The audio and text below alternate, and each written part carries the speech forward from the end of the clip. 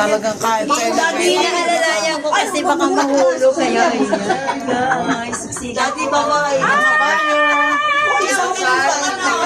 Ay, bawal pa, bawal ka. Kuya, kuya na. Akala ko si Papa mo. Kaya nga,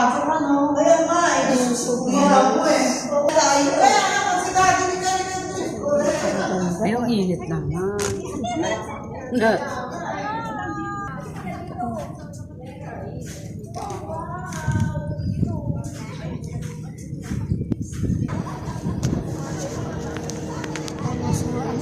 Nasa ibang bansa. ano tayo?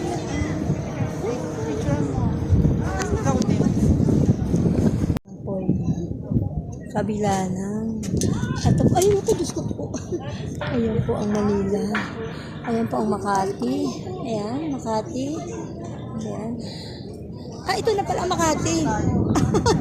Mali ang sabi ko, ito pala Makati. Ayan guys, dito po tayo ngayon sa condo ng Harbor. Tapat lang po ito ng Makati City Hall. Ayan guys. Ang ganda dito. So, nandun siya sa 6th floor. So, shared amenities po, yung Tower 1 at Tower 2. Ito po yung Tower 2. Currently po is ongoing pa yung construction, pero by July 2024 yung target turnover niya. So, sa Tower 1, meron ng mga tenants dito nakatira. Sa Tower 2, ongoing pa, wala pa po. So, for turnover pa lang siya. Ito sir, sold out na. Sold out na po. Sold out na. Yes po. Actually, sold out na din po yung Tower 2. Tower Ubus na siya last month. Wala siya reopen.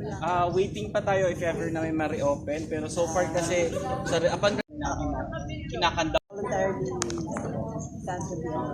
So ito, dito na side, so facing Mandaluyong. Tapos dito sa kabila is facing Makati. Ito yung Pasig River dito sa kabila eh. So Makati, Mandaluyong. So, ito naman po yung Mandaluyong.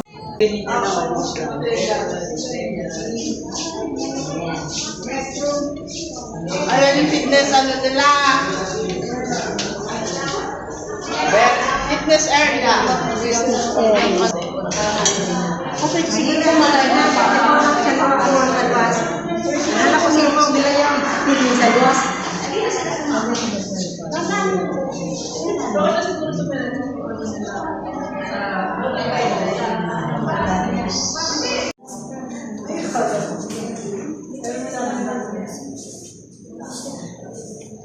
Residence. So ito yung Tower 1, ito yung Tower 2. Sir, si Lorraine ang nag-interior nito. tayo na yun, sir? Tower 1?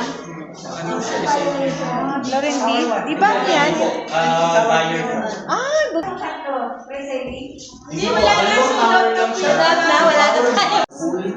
Tapos meron lounge area. Tapos from 7th floor to 26th floor is residential units natin. So ang mga units natin dito is 1 bedroom, 2 bedrooms. And then lahat ng units dito is merong balcony.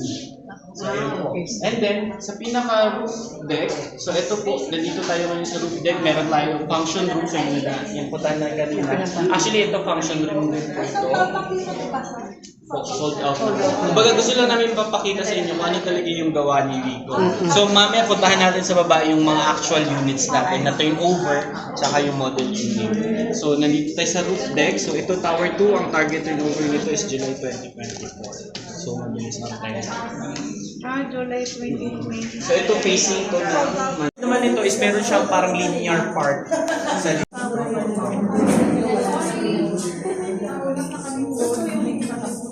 Opo, ito yung tower.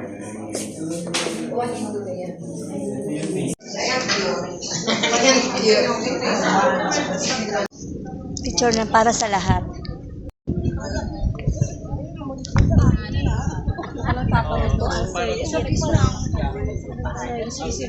Huwag ka or hindi ko alam.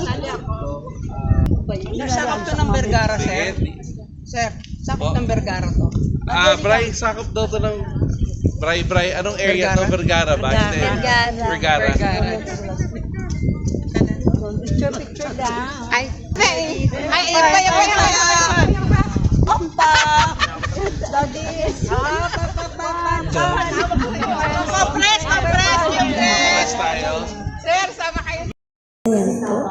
kulay blue lahat yung ano. Yan, open yung ating tawag dyan. Actual. Ako ang ating actual unit po. Oh. Ayan, pagpasok po. Ayan.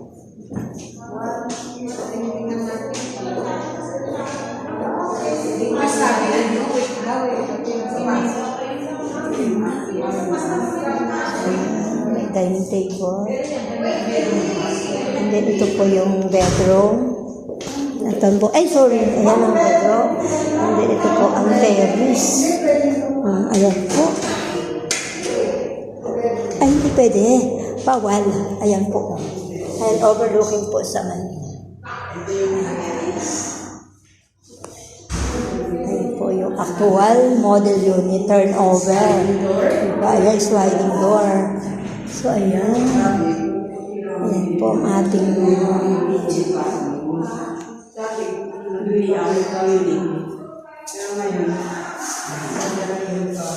shower. Then, ayan po. Ayan po ang pinaka-hall.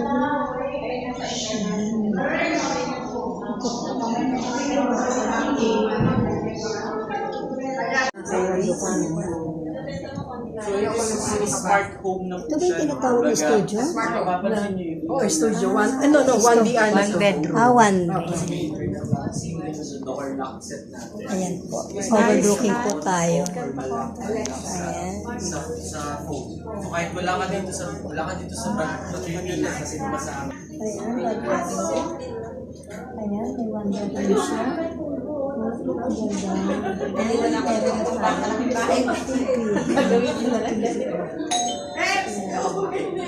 Napatan lang po. May one siya. Ayan po ating.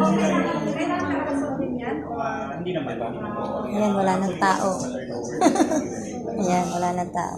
Pwede naman nila i-present ano yung gusto nilang gawin sa property management. Meron kaming mga some units na totally walang divider. Pero ang standard sa ibang buto ko yung standard ko.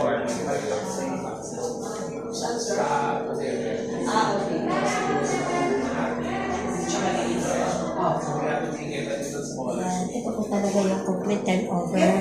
Ito po yung pero yung actual po, yung sa 24. Ito po, sir. Talagang ano, even